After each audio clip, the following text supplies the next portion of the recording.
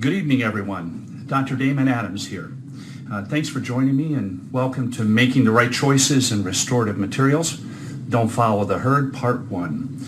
I'd like to begin this program this evening, this short program, with a few slides that serve as a disclosure. You may recognize this really North American famous clinical news magazine. This is Dentistry Today. I am an independent contractor serving as Dentistry Today's editor-in-chief, in addition to other hats that I wear.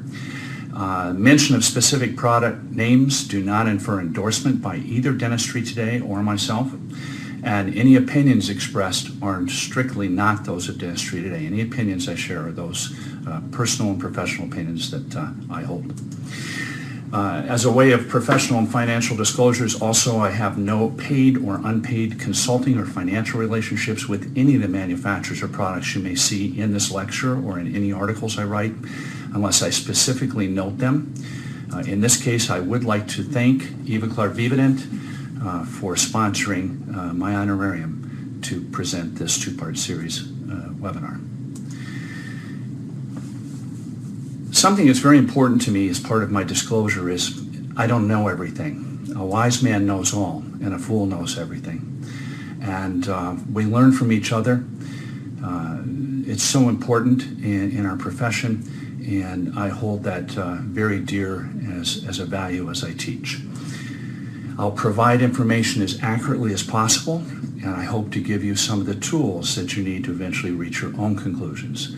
Now, we have a short time together this evening, and there's no way I can teach you everything you need to know in two short 50-minute seminars. All the ways to choose the best materials, for instance. But I can at least show you where to look, and as they say, as Alexander Trenfor says, not always what to see. The best teachers show you where to look, but not always what to see.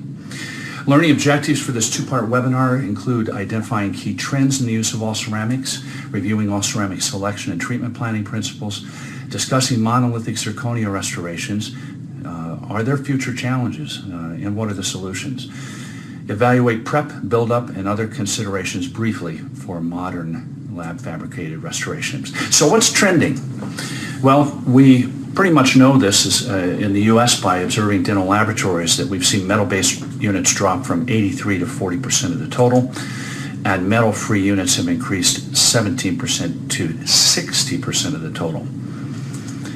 There's been tremendous growth worldwide in the use of all ceramics, and multiple in vivo studies over the years have confirmed lithium silicate to be strong, proven, aesthetic, long-lasting.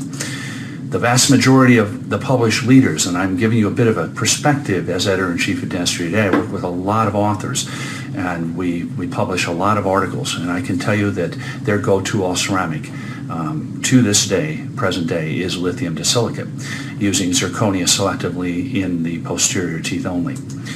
Layered zirconia restorative failure and success, that's a much misunderstood story. What happened out of the gate in 2001 when layered zirconia was introduced into the market? Introduction of chairside in-office CAD/CAM zirconia in 2016 by Sirona. That just happened in February at the Midwinter meeting in Chicago, Illinois. New, more translucent zirconia products are being rapidly introduced, one after another after another. It's hard to keep up. I heard Rella Christensen speak to that when I lectured with Gordon and Rella this past Friday at the LDS conference out in Utah. Many new translucent zirconias coming in, and their variations of the formulas are very, very, very rapidly coming into the market. 70% of full-service labs now offer CAD/CAM restorations, and the lab sales of monolithic zirconia are increasing rapidly. Are there future challenges related to overuse, possible misuse of monolithic zirconia full coverage restorations? And we also notice as a trend, of course, changing practice and lab business relationships, particularly here in the United States. With the consolidation of practices, corporate DSOs, labs are decreasing at a rapid pace as well, in parallel with some of the CAD/CAM advances and the changes in workflow and materials that we have dropping from 11,500 in 1995 to only 8,000 approximately labs at this time. So success versus failure. We all want success, don't we? The 1960s brought us the PFMs, and we're going to look at it just as a historical look back and to the present day at some of the literature reviews and retrospective evaluations as we moved from gold and PFMs to more and more all-ceramic materials. In a review of the literature on all-ceramic restorations done between the years 1993 and 2008, most in vivo clinical trials for layered all-ceramic crowns have demonstrated a survival rate of greater than 90%. I'll go through this very rapidly. There are multiple studies cited on all these slides. Typical survival rates in vivo of all categories of all-ceramics layered at 5 to 10 years. This particular look at it put it at 90 to 97% success rate. A literature review reported on in vivo survival rates of layered all-ceramic crowns and metal ceramic crowns from 1966, a long time ago, to 2006, showed no significant difference between PFM crowns and high-strength all-ceramic layered crowns. An interesting report out of Dental Advisor some years ago, but it shows the trends. By the way, the PFM failure rates at 3 to 5% at 10 years as reported in studies and in the literature, some of it the VA literature. If we look at the all-ceramic crowns from 1982 to 2006 that the Dental Advisor took a look at in Ann Arbor, Michigan, we noticed that fractures occurred at 1%, or failures, if you will, at 1 year, 2.1% at 5 years. Notice 3.6% at 10 years. That also goes with this PFM failure rate at 3.5%, squares away very nicely with that in the previous studies. 4.1% at 15 years, 4.7 at 20, and so on. 5.3 at 24. If we go up, it's just going to keep increasing. Why? Fracture rates increase as a function of time. Well, all this has led manufacturers to go from left to right on the chart, trying to increase flexural strength, trying to include fracture toughness, to increase fracture toughness, at the same time maintaining aesthetics. So one of the first basics when we're going to look at what do we put and where do we put it in the mouth is very simple. We want, of course, increased strength as we move posteriorly and as we move anteriorly into the aesthetic zone, which can be even in this area, the first molar, the bicuspids and forward. We want to have adequate aesthetics. And we're going to typically move from layered restorations, which still to this day give us some of the most beautiful aesthetics, to the monolithic in the posterior region of the mouth. You'll see this chart as we go through and we build materials into it. Doctor and technician teams, we all want success with lab fabricated restorations. But I ask the question, is there really more to it than just simply choosing a strong or the strongest material? We look at the study that Barry Segal published in the Journal of Prosthetic Dentistry in 2001, and it has some important principles to teach. It was a retrospective assessment at 6 years, 546 anterior and posterior all-ceramic crowns. These happen to be old-fashioned, if you will, in-ceramic crowns. And he showed a 99.1% success or survival rate with those 546 crowns at 6 years. And we ask, why did that happen? And this isn't in the article if you read it, but really this is the essence. With any material that we place into the mouth, proper treatment planning, team treatment planning, thoughtful material selection, a consistent occlusal philosophy, excellent prep, impression, cementation, laboratory techniques. What a mouthful. That's what results if we can pull that off. And that's not easy, but that's what we need to strive to do. That will result in a high success rate with most any well-made and well-developed material. Treatment planning. Restorative selection is diagnostically driven. Preps are both diagnostically and material driven. We have to know our patient. We have to know what they need as we make decisions between the different restorative materials that we have, and we must understand our dental materials. What are the material choice factors as we look at the arch? Well, position in the arch, as we've already talked about. What's the aesthetic IQ of the doctor, and for that matter, what's the aesthetic IQ of that patient? What are their desires? What level are they at? Will they accept monolithic stain and glazed restorations throughout their mouth? They may.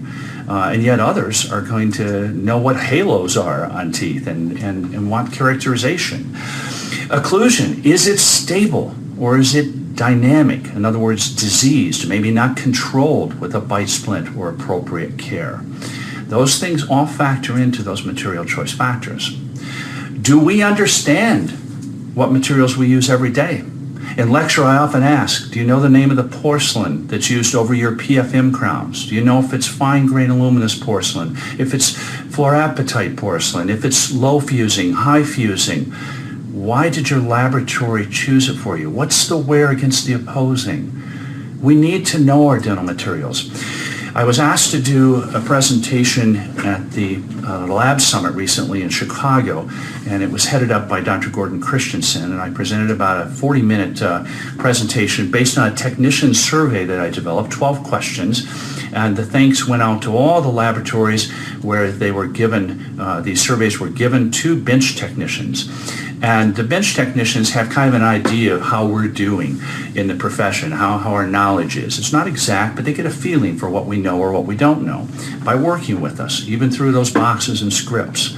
Are doctors keeping up adequately with the latest advances in materials? What would you think here?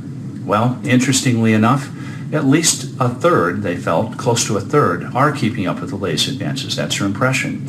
But the technicians really feel that a majority of us aren't really keeping up with the latest advances in materials. Sometimes they know that because we might send a script in that says, you know, put the best material into this prep, and maybe the prep isn't the right one for the material requested.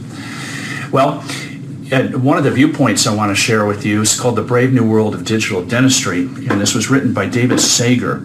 And he was confronting basically a moral and professional dilemma, and I quote, "In recent years, our profession has been chided to base our clinical decisions on evidence-based criteria. But what do we really know about the modern crown and bridge materials and their fabrication systems? By what metric are we to evaluate one against the other without reliable long-term clinical and standardized testing data requirements? How are we to arrive at evidence-based decisions and performance expectations?" they said. David and et al. Went on to say, "Marketing trumps evidence-based information." Right here. This is important. Things have changed. In quotes, and I quote, "Dental students prior to the last 15 to 20 years were required to know the specifics of dental materials and prosthetic fabrication methods. And in fact, they were required to show proficiency by personally fabricating units they delivered in school, as well as those done on board exams in order to receive their license to practice dentistry." Now here's the important part. He says, "However, changes in education, dental materials, and manufacturing systems have left recent graduates, as well as experienced practicing dentists, dependent upon others for guidance regarding choices and restorations." So in my opinion, among other implications made here by Dr. Sager et al., this can leave the appearance that dental professions are just sometimes following the herd, moving perhaps a bit too fast from pasture to pasture, or maybe to put it in a better way or a professional way, to new dental materials that may not yet be fully proven as a better choice than the previous materials. New dentist lab interprofessional paradigm. This just is a quick example. Let's say we have an FDA material and large influential labs develop and introduce maybe a new application of that FDA material. Heavy marketing precedes adequate in vivo data. The new restoration quickly establishes a valuable new profit source for the laboratory. And that's okay. We want labs to be profitable, just like we want dental practices to be profitable. That's how we stay in business. And these also help to compete with any offshore competition until the offshore competition figures out a way to come into the country directly and maybe even sell the restorations cheaper. But at least in the beginning, it helps. Manufacturers have to get into the game to protect their profits because they find there's a loss of market share from the older, maybe proven materials despite years of evidence-based data. Scientific studies then follow wide patient use. Outcome as it relates to long-term success or failure, yet to be determined. Does that sound familiar to any of you? Well, we need to know our dental materials. All ceramics are not that difficult. really, once we got beyond the 80s and some trial balloons with Dicor and Coors crowns, we got into some very, very reliable materials. The first one that has proven by millions of units throughout the world to be reliable is the lucite reinforced glass materials, led by IPS Impress that Eva Clark-Vivant developed. Now there's Impress Aesthetic. Now it's available in CAD versions and the press that it originally came out in. The next category that came along in 1991 was aluminum oxide, an infiltrated glass, infiltrated aluminum oxide. This white area in here is all glass, tries to stop the cracks. It was most often effective. Some problems with it, but not bad. It's not being used really much anymore, except in certain maybe smaller countries, but certainly not in the North American market. Then the next one came along, lithium disilicate, in 1997. It's most popularly known now as Emax. IPS Emax. It's available in both CAD/CAM and pressed versions. It can be used monolithically as well as layered. It's beautiful layered. And of course, glass-free aluminum oxide followed Inceram and in a popular name, Procera, in 1997. So all these things were rapidly introducing them into the market. Lava, of course, zirconia oxide, rapidly on the heels of Procera was introduced in 2001, and then Bruxer, which we'll talk about later. Lava, of course, was layered at the time, and Bruxer came out as a monolithic in 2009, and many more have followed. That's basically it. That is your groups, and when I, in fact, just had over 700 dentists in 2 lectures on Friday out there at the LDS conference, and I asked them, how many here still use aluminum oxide? Not a single hand went up, not a single hand. Sometimes I'll get just a few here or there that maybe still use Procera if their lab kept it. So that's significant. So that's pretty much dropped out. These are also known as metal oxide ceramics, high-strength ceramics, or polycrystalline ceramics, different names. Let's review each of these now. Lucite reinforced porcelain, aluminum oxide, lithium disilicate, and zirconium oxide. Again, this is in the spirit of knowing the dental materials. Lucite reinforced porcelain, look at the list as it grew. Wow, amazing the number of these that have come out over the years. Advantages and disadvantages of lucite reinforced. Excellent aesthetics, excellent fit and margins, relatively easy removal if you have to take it out of the mouth. Pressed and CAD versions, layered stain and glaze techniques can be used with this, and of course the most aesthetic would be your layered. Ample published research over the years. There are millions of units out. Probably one of the most popular, of course, is the IPS Impress that Eva Clark-Vivant manufactures. Must be bonded to be strong. Resin cements are required for this, and understand that these might be a little bit more costly because they're more labor intensive for the laboratory, particularly the pressed and micro-layered versions. They're beautiful. They can be used in the anterior. Posterior crowns, that's in white because that's a manufacturer's indication. All these are, including veneers.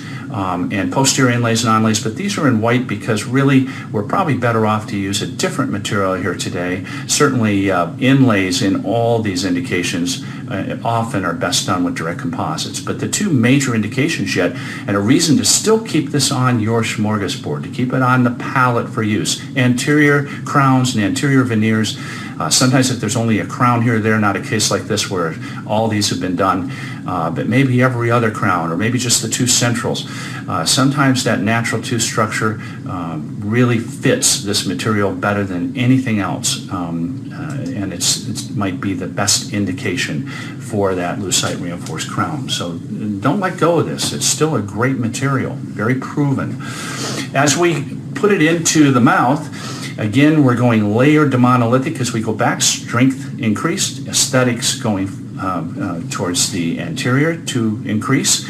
We're going to put lucite reinforced crowns and veneers in the anterior segment, in the bicuspids if there's a stable occlusion, and of course that's really our best area yet that these can be used and thought of.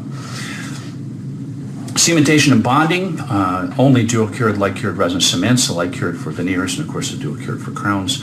It must be bonded for strength. These come etched from the laboratory. Do not re-etch them after you try them in. And required for these would be silane or a universal primer to make the adhesive bond strong to the restoration. Here's a very quick case that was published and just a few years back, and I think it's a delightful case. Minimally invasive preps. It's hard to see where the preps are on that, isn't it? These are not. It's a very thoughtful case.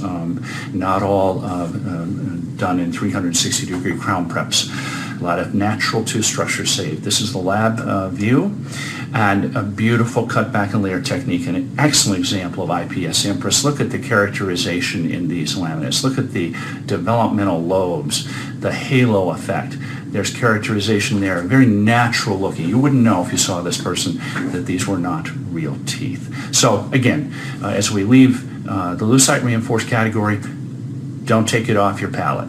Remember, this is a wonderful thing to use and understand that studies have shown that we have statistically higher survival rate reported for anterior restorations, and that's why we put them where we did in that classic arch. Also, long-term, 13 years post-op in this case. These are a couple photos courtesy of Ivakar Vivenant, the work of Dr. Tom Trinkner.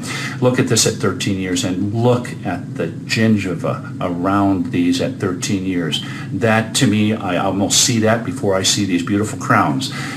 Great results. Of course, he did it right. The laboratory did it right. Great emergence profiles and preps had to be done for that.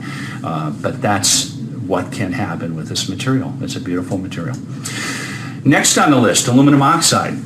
First introduced in 1991. It was good at blocking out some of these dark stump shades, as these Insuram crowns did.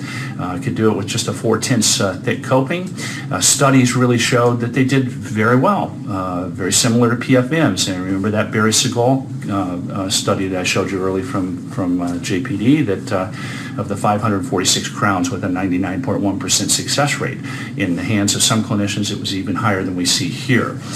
But unfortunately, these are not used much, and we're not going to talk about them. It's just simply we moved on to other materials. Lithium disilicate's next up on the list. First introduced in 1997, most famously known as IPS Emax CAD and IPS Emax Press, two different versions. Advantages are very similar to the lucite reinforced porcelain. Excellent aesthetic, fits, margins, pressed and CAD-CAM versions, of course, give us a lot of versatility when we use this. Conventional or resin cements, so you can go either way with this. Always better to use resin cements when we can, though. Removal is a bit difficult, but easier than aluminum oxide and zirconia. The layered versions, obviously the weak link in any layered porcelain is the layering porcelain. Limited anterior bridge use in the pressed version, because you need really large interconnectors in these bridges, but the CAD-CAM version is a little bit more amenable to anterior bridges. There's ample published research on the layered applications and adequate research now being assembled through studies on the monolithic lithium disilicate. This is a John Sorensen Ware study from 1999, and if you look at bovine enamel right here and look to the left, here's lithium disilicate, Ware of opposing, one of the best, of course, on the chart. Really, to get any better than lithium disilicate, we have to get into our indirect composites and polymer ceramics and direct composites against opposing. A more recent 2010 in vitro study, University of Alabama, showed that with enamel as the control. Here's zirconia polished versus lithium disilicate polished. So you'll see that really, even against polished zirconia, which is good, it's similar to gold, even better wear against opposing is found with lithium disilicate.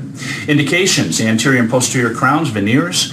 Really nice thin veneers can be done with this, 3/10 to 5/10, and again inlays and onlays, but that inlays is in white, and that's because I'm saying, even though that's a manufacturer indication, probably better off to use and take less tooth structure in the process, direct composites, but these are all the indications. Implant restorations, it's very good for implant abutments, very aesthetic if a margin has to show, and then of course bridges or fixed partial dentures as we call them. And that's used monolithically in that case, typically. As we look at the strength to aesthetics chart and where do we put these, again, we're building on this. Here's your layered lucite reinforced porcelain up here. Notice I added PFMs, and PFMs are gold. And nobody would know sometimes if a gold crown is put on these second molars. There's no reason that we can't consider those in certain cases. But of course tonight we're talking mostly about all ceramics, so we'll move on. Layered lithium disilicate crowns and veneers in the anterior segment. Monolithic stain and glazed crowns and veneers, particularly maybe if you're doing all the teeth, can often work very nicely. But it depends again on the dental IQ of that patient and the lab team and doctor team. Where do we want to take that to? How much do we want to make those teeth look more and more natural by moving in with the layered materials? Layered lithium disilicate crowns and veneers in this zone. Monolithic stain and glazed crowns and onlays, monolithic stain and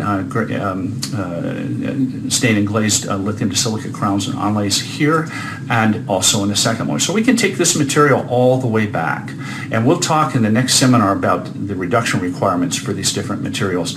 That will be covered in the next webinar. 100% survival rate for lithium disilicate, full coverage crowns after 5 years. In 2006 that was published, moving up to 2012. 100% survival rate for IPSC Max 3-unit bridges after 5 years. These are interior bridges. It drops off a bit at 10 years, but they're comparable, survival rates are, to the ceramo metal. Another in vivo study published in JADA, March 2012. After 10 years, 3-unit fixed partial dentures made from monolithic lithium disilicate have survival rates similar to metal ceramic FPDs. 96.3% survival rate for lithium disilicate CAD-CAM crowns at 5 years in this particular study published in 2013. Another study in JPD, Journal of Prosthetic Dentistry, most recently published in 2015, survival rate of lithium disilicate restorations at 4 years. This is a retrospective study to evaluate failure rates. And this was interesting. It was data collected from 2 commercial laboratories categorized into monolithic and layered restorations.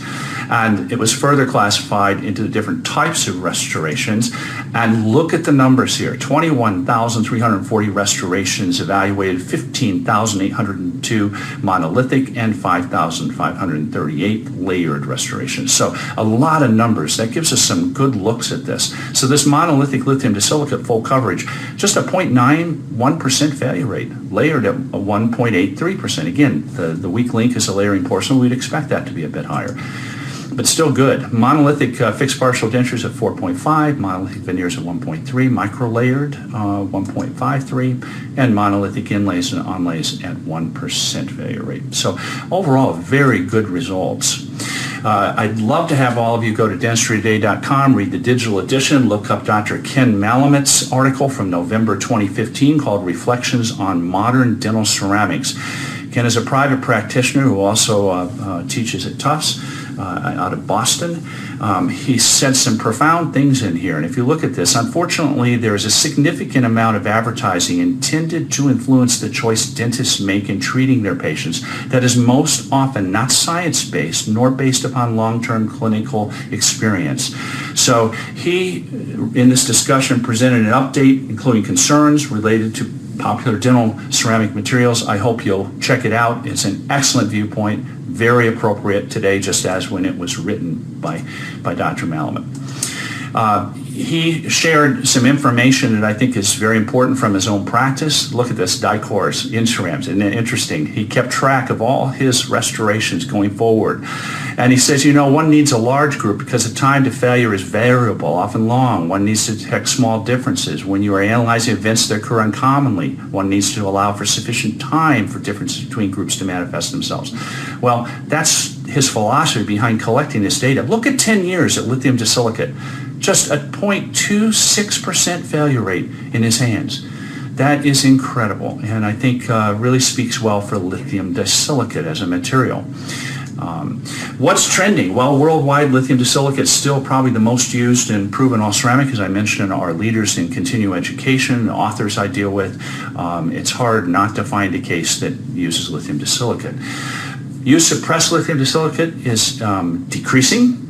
Micro-layered glaze, like is shown here, probably because it's a little bit more labor-intensive, and the labs like to use the CAD-CAM wherever they can. Anytime they can CAD-CAM something and stain and glaze it, It's probably more profitable for them, and so we're seeing it decrease a bit.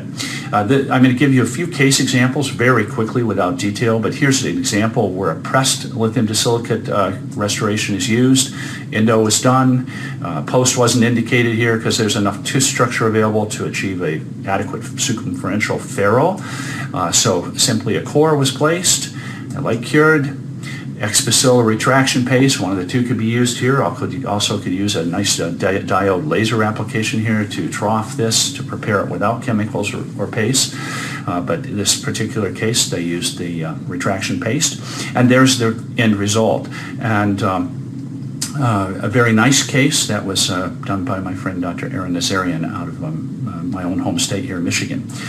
As we look at some of the other things, the use of CAD-CAM lithium disilicates increasing, again, probably for profitability reasons, easier to do. And in a lot of patients, when you have a full arch of crowns, sometimes that's just fine, and the patient is overjoyed with the result.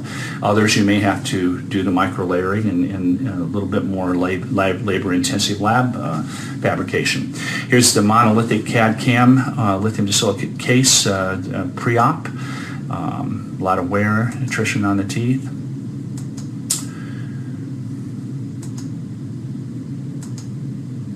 The wax-up was done. Stents, this is made with Evaclar's, Era uses the Evaclar Siltec putty and a VPS or vinyl polysiloxane wash in it, which can be done over a pour-up duplicated model or over the wax-up itself. Nice preps were done in this particular case, good resistance and retention form. He, instead of using a custom tray, used a heat moldable PMMA tray. This happened to be the good fit tray that you can put hot water and mold and move around. My particular personal favorite is the heat wave tray by Clinician's Choice. As same idea, you can move it out of the way of torize. You can customize the tray with just hot water. And I used here a counterfeit impression material. This is an alginate substitute, again a personal favorite, but there are a lot of good ones on the market. The only comment I'll have on the tray, on the impression that Era made, doing it this way is a very expensive way to do it because there's a lot of material used. Custom trays are proven to save a lot of expense for those of you taking physical impressions. Back to the clinical case here. Again, if you take a look at those preps, beautiful provisionals that were made, and nice work in a dental laboratory. Again, not highly customized or characterized, but I'm sure the patient will be very happy with these teeth. They're nice, bright white teeth, and that's what a lot of patients want. As we look at those preps, though, recall those to your mind, we have a choice to go either conventional cementation or with adhesive bonding. And the important thing is axial wall height should be of 3 millimeters or greater, and your prep taper somewhere around 5 to 10 degrees maximum, but 5 to 7 degrees is a good range. And if you don't have that adequate resistance and retention form, you should not use conventional cements. So when we look at these, we know there's probably in this case a choice to go either way. Since it's lithium disilicate, the author did not choose to use a resin modified glass ionomer cement or Ceramer or glass ionomer cement. He simply chose to stick to probably what's the best thing to do whenever possible with lithium disilicate is silane and an adhesive cementation. In this case, he used Verilink Aesthetic, which is a dual-cured resin-based dental material. This is the end result. And of course, not necessarily the most minimally invasive case. We could have a discussion about that, but we don't have time for that right now. But a beautiful case. The patient was very happy. To move towards a different direction to show how you can use these materials, say CAD-CAM stain and glaze in the posterior, and then where the pizzazz is really needed, a beautiful anterior segment, using the pressed micro-layered lithium silicate in the aesthetic zone. I highly encourage you to read this article, The Synesthetic Effect by George Kirtley, published in March 2015. He did a very difficult case. I mean, this is not easy when you know that you have to change the gingival architecture of the bone. That can't be done with just laser, of course. And here he's using pressed CAD-CAM posteriors, okay, and in the anterior region, the micro-layered press. So he's mixing the two lithium disilicate manufacturing methods in the laboratory. The case is gorgeous, and I complimented my friend Dr. George Kirtley. Again, if you look at the halos, the nice translucency here, some characterization of developmental lobes. This is the beauty that you can get with lithium disilicate, and as well IPS impress and these different materials, lucite reinforced lithium disilicate, with a good lab technician and the right preps and good teamwork. So from there to there, not bad, a happy patient. So I hope you read that article by George Kirtley. We put a lot of details in dentistry today. You can see many pictures and steps. Another step forward in minimally invasive dentistry using lithium disilicate is by my friend Dr. Galip Garel from Turkey. He was a cover featured artist. I said he is dentist, discovering the artist inside. He uses the APT technique, aesthetic pre-evaluative temporary, where he takes a mock-up, composite mock-up done directly in the mouth and combines it with the wax-up. He sends that mock-up to the laboratory. They give the information, they flow that information into the wax-up to come up with the aesthetic pre-evaluative temporary. Go ahead and do the preps, impressions, provisionals, everything else as normal. But what he's doing is coming back to the mouth, and you can read more about this. I didn't have time to include all the steps here tonight, but you can go to the articles at dentistrytoday.com and check them out. But what he's doing is cutting the preps through this pre-evaluative temporary, and doing so in a very minimally invasive way. In other words, kind of knowing where you're going to end up doing the preps in that position. So we have a lot of enamel left, very minimally invasive way. And then, of course, the beautiful work of Hilal Kudey, the ceramist in Istanbul, Turkey, that he used. This is featuring these minimally invasive pressed lithium disilicate restorations. A great use of those. If you're interested, again, please read these articles. You can look them up. May 2014, he showed the digital version of his technique called Applying Foundational Principles to Digital Technologies. Again, we give you a lot of photos to look at. You can learn the technique literally from these articles. He did a bang-up job. Just gorgeous job of showing all the steps and then good explanations. This is a case that I did, a lithium disilicate case, a tough one. This is a single crown. Sometimes that's the toughest ones we have, isn't it? For the not just the clinician, but the technician involved. And this patient wanted mamelons and lots of characterization. That was the prep that was left from a dentist that had a heart attack and died in the process. So he did the original prep. I had to start from this acrylic temporary, a jet acrylic temporary that wasn't very attractive, by the way, when she gave a smile and came into the office. The laboratory technician, she was a colleague of mine at a lab I consulted at. And of course, after I cleaned up the prep, we put on a Systemp link, a Telio CS link, resin temporary, we put on I forgot what it was. It was bisacryl temporary, and we cemented in with Telio CS link resin temporary cement. That particular cement I like because it's kind of flexible, and I can do a little figure eight motion when they come back with a dry 2x2 and stretch the cement and get it off without cutting the temporary often. I also used a 222 technoclinical tissue protocol. This is where I dispense, the office does 3 4-ounce bottles of Paradex. You can also use Pararex or another brand, but we want chlorhexidine. 1 cap 2 times daily, just in the affected areas where we're doing the prep or preps. Rinse 30 seconds at the prep sites, 2 weeks pre-op, and then 2 weeks for the temporary phase, and 2 weeks post-op. This, of course, can vary in weeks, or if you're a digital dentist, it might be 2 weeks, 1 day, 2 weeks. The bottom line is we're treating that area with chlorhexidine to get the gingiva really healthy. When it comes off, there should be no bleeding. The prep should stand out very well and be ready to be cleaned. At the time I did this, we mixed our own plain flour pumice with distilled water. I call it PFP paste. And Now you can buy things like Preppies with Whitmix, Preppies Plus with chlorhexidine, if you prefer not to make it yourself. Other cleansers include Cavity Cleanser, Bisco, Concepta Scrub, a very popular one by Alternate Products. You can also use a fluoride-free medium prophy paste, such as the Proxit. So you have a variety of choices to clean that with. I think it's probably best to use one with chlorhexidine at this point if you can. The trial was done. At the time, we were using phosphoric acid gel, 20 to 30 seconds to clean the internal aspects out for glass ceramics and indirect composites only. The use of phosphoric acid to clean organic contaminants was proven and reported on proceedings from Bisco International Symposium in 2007. It cleans saliva, blood, oil, and residues. The only thing you really have to be careful with this is that it's to be used on glass ceramics and polymer ceramics only. It does funny things to the bonding strengths to the materials you're submitting in. It will negatively affect them. So only for glassy ceramics, indirect composites. For zirconium oxide and aluminum oxide base metals, that phosphoric acid gel forms a phosphate layer and it lowers those adhesive values. And do not use phosphoric acid on zirconium oxide, aluminum oxide, or base metals.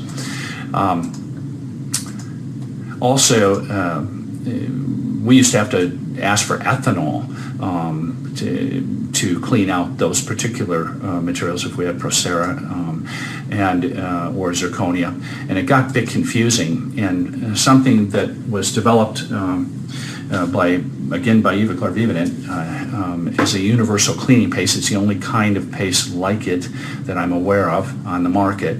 You apply it for 20 seconds to the intaglio surface and rinse it with water, copious amount of water, get it rinsed out well, then dry it with oil-free air. The nice thing about this took that whole guesswork confusion in the office out of when do we get ethanol, what do we put on which material. This is universal, so it's indicated for cleaning internal surfaces of all glass ceramics, aluminum oxide if you're still using it, zirconium oxide, lithium disilicate, base and precious metals, and lab fabricated indirect composites. And by the way, those are called polymer ceramics now.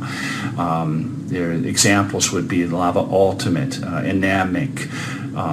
So there are those on the market, and it can be used for those. The older indirect composites like Bell Glass, Art Glass, Concept HP, which is not on the market anymore, but it could have been used for those as well if it were available at the time. Also, to simplify things a bit, and I like simple, universal primers are available. There are two that I'm aware of, Monobond Plus by Ivoclar Vivadent, and this particular one, if you're from the UK and listening to this, you can get it. It's easy Bond Plus, and probably Australia too, I'm not sure. But we can't get it in North America. This is the one that we have here. Monobond Plus, these universal primers, like them, they combine three functional groups.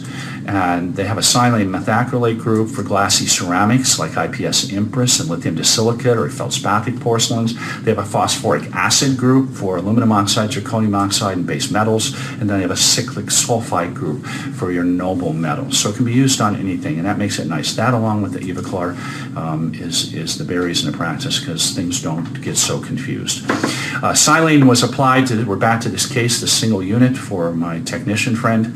Silane applied and dried. In this case, we didn't have the Monobond Plus at the time, so we used silane, dried as directed, and we used self-etch dough-cured resin cement, in this case Reliax Unicem by 3M. I light waved it, cleaned it up, and then you'll note that these times, and this is a point to make for any of your all ceramic studies, show if you cure a little bit longer than what is recommended, it's better than under curing. That's a whole nother topic, but curing lights are important. Knowing what your curing light puts out, whether it's effective or not, and effective or not for the particular cements and composites you're using, that's a whole nother lecture that someone else can give. Feldspathic or layered all ceramics, I checked occlusion after cementation. We had taken a face bow transfer of this and put it on an Artex articulator, believe it or not. It's very important, I think, to realize that if you believe in your laboratory, if you believe that you've done everything right, your bite registration's right, you get the patient on a semi-adjustable articulator with an arc of rotation that allows for something closer to a human being than the little claps, you really can trust that you can cement these in and then adjust the occlusion afterwards. That they fit real well on the try-in, the interproximal contacts are good, you've ruled out any chance for any serious impression distortions, then you can trust that it's going to be okay. And something I've noticed as I've consulted dental offices, many times we find our colleagues using very thick articulating paper, and really, I really have learned to appreciate the Artifold, the BK 8 micron or 12 micron by Bosch, to really get the appropriate markings and not that real thick paper that gives us false markings. We end up grinding on these and adjusting these all ceramic crowns. It has to be done just right, and the less you do, the better off you are. So the closer we can get that occlusion and nail it to the exact occlusion we want, the better off we are. It never is exact, or I should say almost never, unless you ask the lab to leave the crowns in space, and that's not a good idea. Adjustments and polishings, just let's speak about that while we have that in our minds. Minimizing fracture rates. Here was an actual case that was done on a bicuspid where there was spalling of the porcelain, of the layering porcelainous area, and there was an area of very poorly polished after it was adjusted, and the fracture occurred in this area, in a premature contact area up that triangular ridge, and biting forces off and on over a long period of time create these walnut lines in the porcelain, and you see again the rough porcelain here, and that fractured off. So it was fractured due to a sliding contact fatigue, and we want to avoid that. So to polish these very, very appropriately, use a fine and like new diamond, light touch, lots of water. And no matter which polishing system is used, and there are lots of good ones. You see them pictured here. There's lots of good ones. Keep your glass ceramics and your indirect composites and your polymer ceramics, in other words, wet. It may not say that, but you carry away the particles. You just keep it cool. It's a really good idea to do that. However, and I've learned this through laboratory technicians, it's best, and you'll do it more efficiently, to polish zirconia dry, okay? So polish zirconia dry. Use a light touch. Use recommended speeds. That's important. If it includes a pace step, follow the instructions. Very important. Go through all the steps from A to C or A to D, A to F, whatever the steps are, take them all. If it's a two-step system you're after, you might consider something like this kit right here from Clinician's Choice. It's a two-step. According to some studies done at SUNY Buffalo, the polishing is decent on them. These are your choices to make, though. Realize that some of these kits, here's one that looks very similar to the 3M kit that'll follow on a slide, use on all composite surfaces and some ceramic materials is quoted in the instructions. Not recommended for zirconia. So again, read the instructions. That's an important clinical tip. These particular Soflex, which look very similar, don't they, to these? One might pick them out of off the bracket tray and say, well, I'm just going to use these on zirconia. Well, you'd be wrong to do that. If you read the instructions, you'll notice there's nothing about lithium disilicate, zirconia, or any all-ceramic listed here in the indications. So again, make sure you know what you're using and what you're using it on. So that was the Bisacryl Provisional. And there's the final case with the kind of pouty smile, and she's a delight. She's still got that crown going strong. You'll notice the halo and a little bit of hint of mamelons. This picture doesn't do it justice, but I can tell you Wes Salyer, a certified dental technician I worked with here locally at Baker Dental Laboratory in Traverse City, Michigan, what an outstanding technician and what an artist he can be. Next, zirconia on the list, and we're only going to deal with layered zirconia tonight. We've got 11 minutes, about 12 minutes left. Lava was introduced in 2001, very proven as a substructure material. I heard Rella quote her as saying last Friday that they've never had a fracture of a substructure or a coping with lava. Very consistent material. And of course, there was some problems with layering porcelain out of the gate, and I'll talk about those. But a whole bunch of zirconia products have followed since their introduction at the Midwinter meeting in 2001 by 3M. Advantages and disadvantages. Well, it's strong, no question. As a substrate under bridges, under crowns for a layering technique, it's strong. Excellent aesthetics if layered, prep dependent of course, always prep dependent in these layered materials, whether it's a PFM or layered lithium disilicate, whatever it is prep and case dependent. Excellent fit and margins. If required, these zirconia copings are very difficult to remove. There has been a history of fracturing of the layering porcelains. No flex with the long span bridges and mandibular arches in the posterior. That may be a consideration for a contraindication for this. Adequate research is now published on the layered zirconia systems. Adequate. Anterior crowns, posterior crowns. It's very nice over dark cores and endo-treated teeth. If they're really dark, and depending on how much prep you've given or how much room there is for the core, the thickness of the core can vary, and so can the ability to actually have some darkness show through dropping the values. So that has to be taken into account in that preparation phase. How thick do we want that core to be, and how much layering porcelain room we're going to leave for the laboratory team. Aesthetic option over implants, Maryland bridges, when high strength all ceramic with conventional cementation is desired. These can make a very nice anterior aesthetic partial denture, a fixed partial denture bridge with interconnectors at just 9 square millimeters. Coming back to our chart again, we're going to add in, where's it go? Great in the anterior segment, great for the bicuspid area, first molars, and that's as far as we're going to take this material back at this time, because now we have PFM in gold to consider back here, monolithic lithium disilicate crowns if they're prepped adequately for this area, and we'll have another option coming up soon. Cementation and bonding, just like lithium disilicate, conventional cementation is possible with this, as well as adhesive cementation.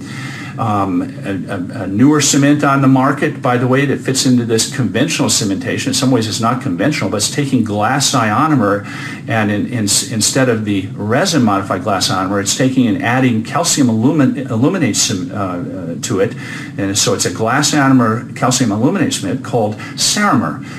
Ceramer CMB by Doxa. It's indicated for high strength ceramics like this layered zirconia and metals. An interesting thing about that particular cement, just like with glass ionomer or resin modified glass ionomer, you don't need to have primers, you don't need silane. I will mention that Modibond Plus is excellent to use. It does increase the bond strength with resin modified glass ionomer cements, but it wouldn't have any effect on the glass ionomer or the Ceramer CMB. The other thing with the Ceramer CMB, it's very tolerant to phosphate contamination and no special cleaners are needed. I would still use the IvaClean. I would use it on everything to clean after trying though.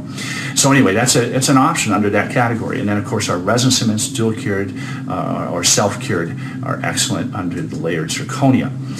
Can you tell where the layered zirconia crowns are? They're the lateral incisors, here and here. They can be beautiful. And again, if there's adequate room to build over that rather opaque core substrate, they can be just as pretty as any other anterior crown, given good lab technique and the appropriate prep.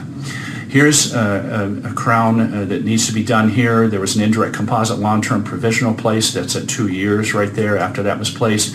Here's a 5 years post-op photo of a lava crown. Notice the nice gingival response. Again, really nice emergence profile was built in and assured, nice contacts. And it fits very well with the natural teeth. They're a bit yellow in you, but we want to match what's in the arch. Examples of catastrophic failures started to occur when the lava first came out of the gate. Again, fractures like this and this, there's no choice but to take those off. What do we do now? We've got to cut them out. Spalling started to occur in various areas on these crowns, and of course it pointed out that the weak link is the overlying porcelain. This very well-known study